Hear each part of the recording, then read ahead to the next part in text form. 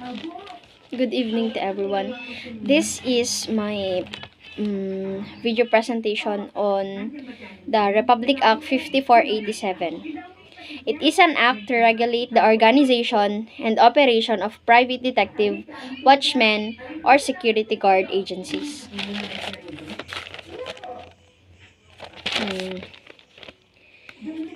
SOSHA, or the Supervisory Office for Security and Investigation Agencies. They supervise the implement of Republic Act 5487. It is under the Philippine National Police or the Civil Security Group. Rule number 1. Declaration of Policy. Under Rule number 1, Section 1 is the scope.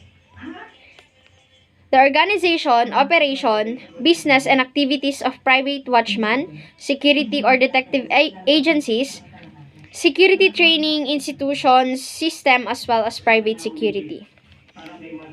Under Section 2, license necessary.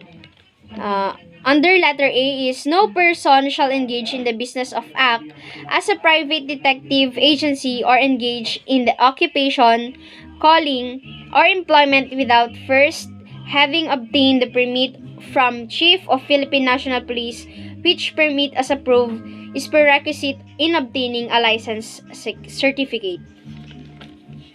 Letter B under Section 2, license is necessary for any person operating, managing, directing, or conducting a licensed private security. Any person having any participation in the management or operation except those employed solely for clerical or manual work shall secure a license. Section 3 under Rule number 1, training required. All applicants for license certificate shall have received the appropriate training from any public or private training or institution or system duly recognized by the government to conduct private security or police training. Section 4 under Rule number 1, the prohibitions. No license certificate shall be granted to any applicant for license to operate or license to exercise security profession with the following disqualifications. Letter A, having previous record for any conviction of any crime. B, having previous record of any conviction of any crime. B, having previous record of any conviction of any offense involving moral turpitude. C, having been dishonorably discharged or separated from employment or service. D, being a mental incompetent. E, being a user addicted to the use of prohibited drugs or narcotics. F, being habitual drunkard. And G, dummy of a foreigner. Rule number 5, license to exercise.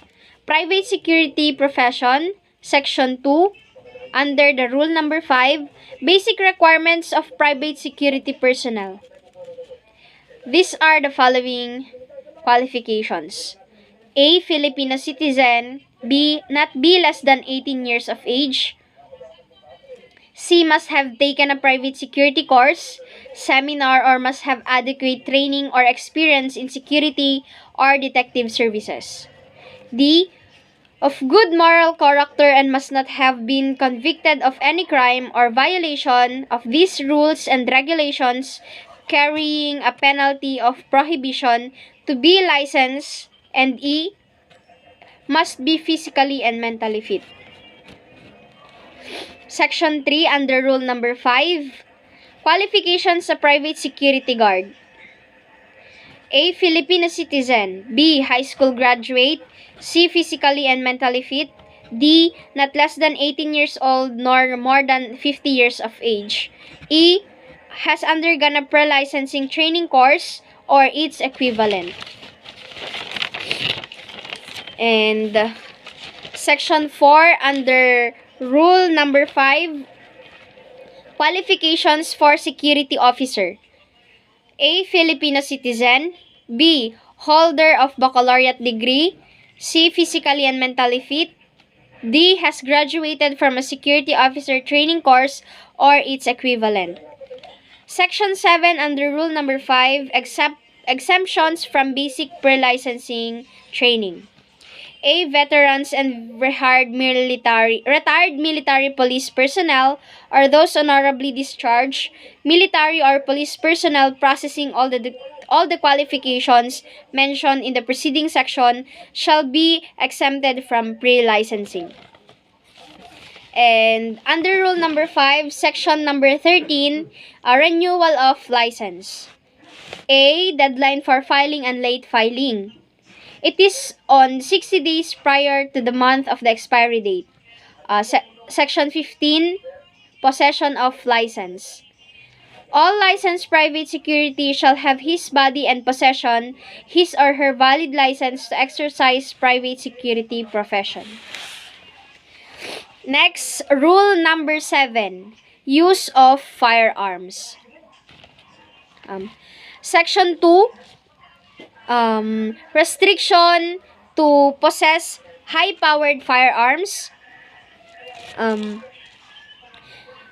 private detective agency, private security agency, company, security services, government security unit is allowed to possess high-caliber firearms. Section 3, limitations in the carrying of firearms. Unless specified and exempted pursuant to provision of these rules and regulation, no firearm shall be borne nor be in the possession of any private security personnel except when in the actual performance of duty in the prescribed uniform in the place and time. The firearm issued to the security personnel of private security agency shall be carried by the security personnel only within the compound of the establishment where he is assigned to guard, except when the security is escorting big amount of money or valuables. Section 9, illegal possession of firearms. No person employed as security guard or private detective shall be use licensed firearms in the performance of his duties or be allowed to use firearms with duplicated serial numbers. Next, Rule number 11, private security training. Under Section 5, categories of private security training. These are the general categories. Pre-licensing training programs. Objective is to indoctrinate the individual with the basic skills, backgrounds in the effective exercise and performance. Next, refresher training program. This shall refer to periodic and non-periodic training programs and courses designed with the objective of reinvigorating while in the exercise of profession. Letter C, specialized training programs refers to training program and courses other than those described in the preceding categories designed at developing previously gained skills and knowledge. Under Rule number 13, the powers and duties. Section 1, the territorial power. A security guard shall watch and secure the property of a person, firm, or establishment. Section 2, arrest by security guard. It is the person to be arrested has committed or committing offense. When an offense has just been committed and has probable cause to believe based on personal knowledge of facts and circumstances. Letter C, when a person arrested is a prisoner who has escaped from a penal establishment or place where he is serving final judgment. Section 3, method of arrest. When making an arrest, security guard or private detective shall inform the person to be arrested of the intention to arrest and cause of the arrest. Section 4, duty of security guard making arrest. Any security guard making arrest shall immediately turn over the person arrested to the nearest peace officer within the time prescribed.